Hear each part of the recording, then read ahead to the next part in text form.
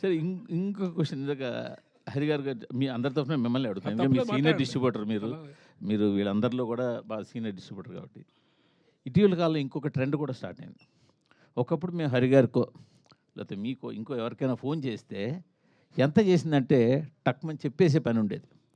గత 2 సంవత్సరాలుగా చెప్పడం కూడా మీకు తాళం వేసి నెంబర్లు చెప్పకుండా అలాంటి పరిస్థితి ఒకటి స్టార్ట్ అయింది ఇండస్ట్రీలో. అవునంటారు కాదండి? డెఫినెట్గానండి.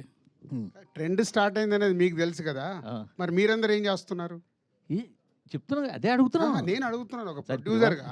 అవును, ప్రొడ్యూసర్గా ట్రెండ్ స్టార్ట్ అయింది, అన్నీ ఏకుతారు కదా. ఆఫీస్లో ఇది జరుగుతుంది, ఆఫీస్లో వాళ్ళని తీసేశారు, ఆఫీస్లో భోజనాలు మానేశారు, ఇవన్నీ రాస్తారుగా. మరి ఇది జరుగుతుంది అన్నప్పుడు మీరేం చేస్తున్నారు? జర్నలిజం అంటే క్వశ్చన్ అది మీరు చెయ్యాలి, వాళ్ళని అడగడం కాదు. మేమందరికి మాకు వీక్నెస్ ఉందండి, మా అందరికి మా వీక్నెస్ ఉంది.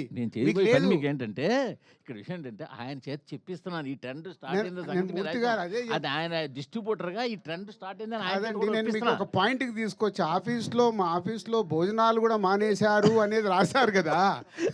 సో ఇంత ఇన్ఫర్మేషన్ ఉన్న మీకు ఇవిటి గురి ఇన్ఫర్మేషన్ ఉంది కదా. జర్నలిజం దాంట్లో నుంచి మీరు రాయాలి.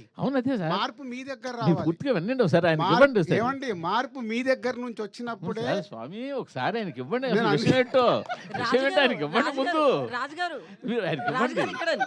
మీరు క్వశ్చన్ చేయమని మీరే చెప్తారు, క్వశ్చన్ చేస్తే వాళ్ళని పక్కన పెట్టి ఇంటర్వ్యూలు ఇవ్వట్లేదంట కదండి.